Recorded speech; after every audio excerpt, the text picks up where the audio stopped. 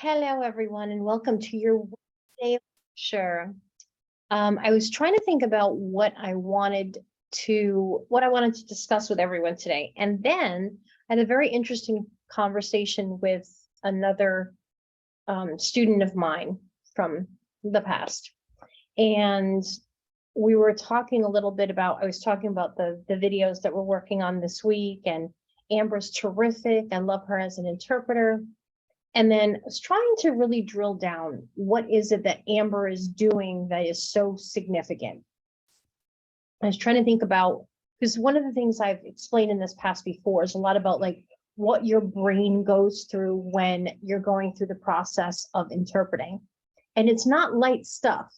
So, for example, in order to interpret, where most of you are right now, and I've had a chance to grade everyone's assignment for this week. So I have a kind of a sense of where everyone's interpreting skill is. And we have some people where your skill level's pretty up there. You're doing great. Others are still kind of in the middle. And I think where everyone kind of gets stuck and where I'm trying to push you to the next level is that you're doing this. So words are coming in. As you're hearing them, your brain is automatically searching for the ASL equivalent to what your ears are hearing. But then what happens is you start to get backed up because words are coming in, but you're not finding enough ASL words to match what you're hearing. So you start scrambling and try to figure out how you're going to say or sign in ASL what you're hearing, and you're getting back. There's like a work log that's getting back. You're backlogged because you're trying to match one-to-one. One of the things I want you to watch very closely when you're doing the analysis for Amber and those two videos, the two songs, and I purposely chose the music because it is so animated. If you haven't watched the videos yet, I encourage you to do so and watch them several times because you will miss things the first time around. Amber's interpreting style is so incredibly spot on. And if you watch what she's doing, she is not listening just to the words that are coming in. And I try to figure out, think about how I would describe what she does. And the best way that I can describe someone who's really, truly interpreting is storytelling. And I've used this kind of, and tried to enhance this kind of skill in a previous class, which is I want you to be a good storyteller.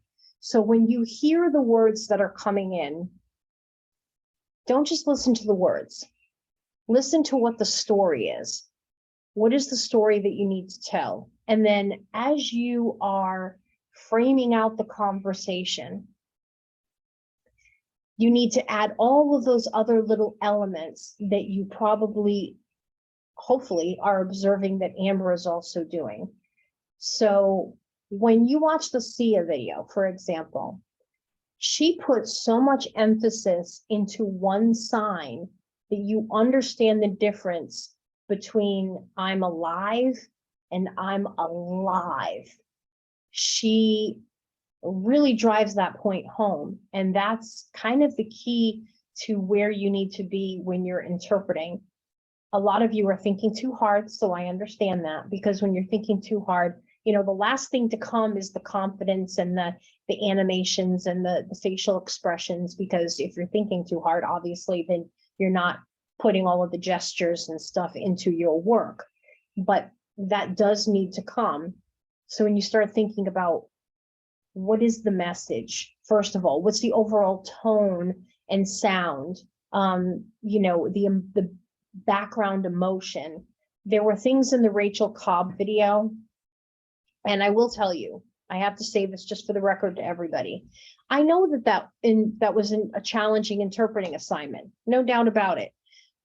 Just so you know, Rachel is actually a colleague of mine, and I met her when she joined Harvard last year. And I just really like that TED Talk. I like what she described, but I also know that she can be very challenging to interpret for, no doubt about it. But that's why I did it, because I figure if it's too easy, well, you're going to do great from the very first assignment. If this is supposed to be a challenge so that you can hopefully grow as an interpreter, as a communicator, and continue to add to your skills until you get to week 7. Now, one of the other things that Marty talks about in the conversation that I have with her, which I have not posted yet, but eventually you'll see it because I had met with her. So Marty, our little friend that wrote the book. One of the things that she talks about is like, there's no such thing as someone who's going to be a perfect communicator. So, but as I mentioned, her book is kind of like the how-to book or how not to book. So if there's a particular area that that you struggle with, identify that area and focus on that for the purposes of this class. You're not going to be able to target all of the areas, but you might be able to improve on one of the areas if you focus your efforts on that particular thing. So if you are having to slow down the video, for example, then, practice interpreting more at a phrasal level instead of at a word level so that you can increase your speed a little bit, or do some extra vocabulary drills every week so that you can bump up your vocabulary. The faster you can also retrieve signs will be also how much faster you're going to be able to sign. So it's all of those things together that are going to make you increase your skill level. It's the retrieval speed, as well as your hand speed, and as well as your understanding cognitively of what word meanings are, and also your ability to be a good storyteller, because you can convey in ASL, and this was the main point I wanted you to get from Amber's video, is look at the glossing in the first video and how many signs she is signing in order to convey the message. She can do,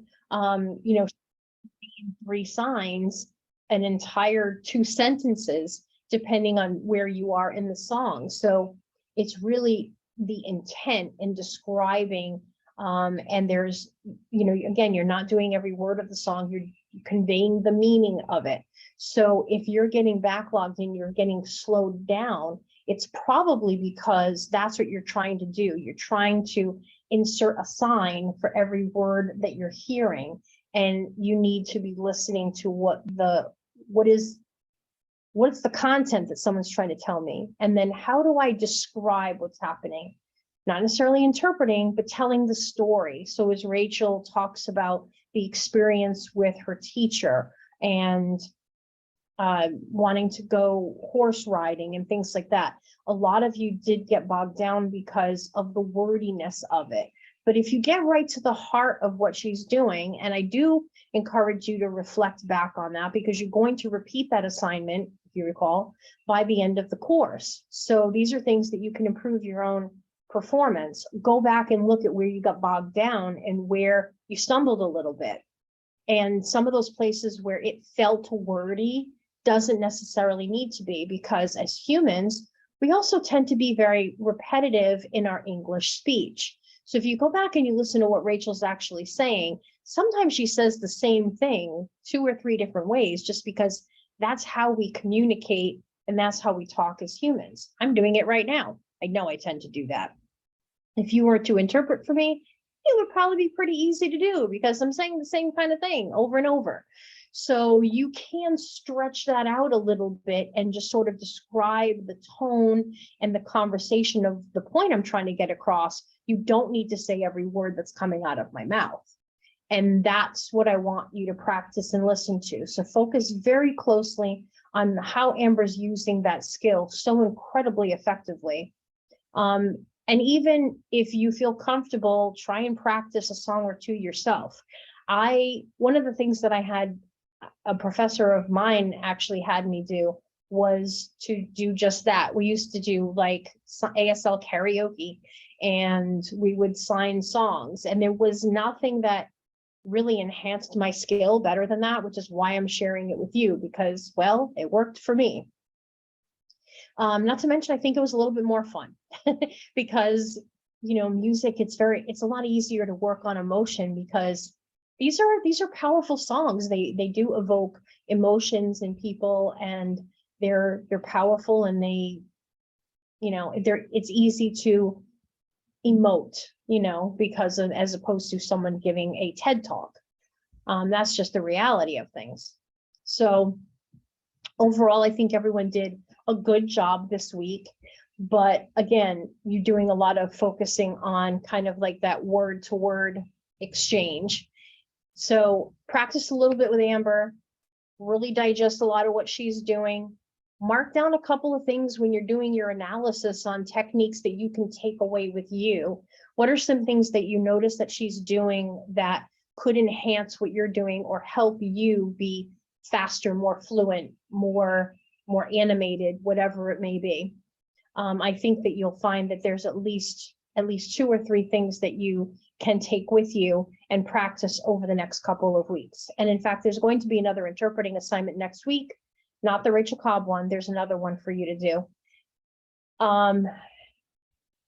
So yeah. Oh, the other thing that was very interesting to me that I thought is worth mentioning is a few of the students mentioned to me that they felt the assignment for the Rachel Cobb video, the interpreting, was very long.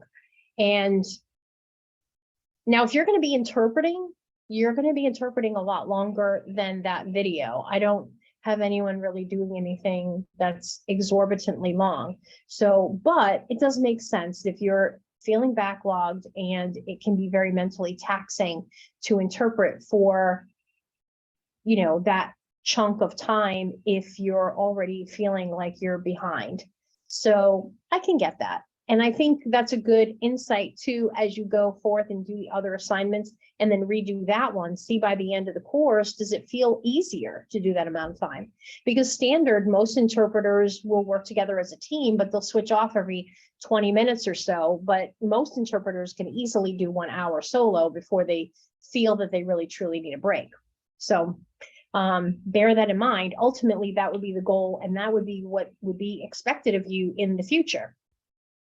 If you have any questions, you know the deal. Feel free to email me and keep me posted how your week is going. But I wanted to leave you some food for thought as you go in and work on this week's analysis and dive into the music videos. I hope you enjoy the songs as much as I do.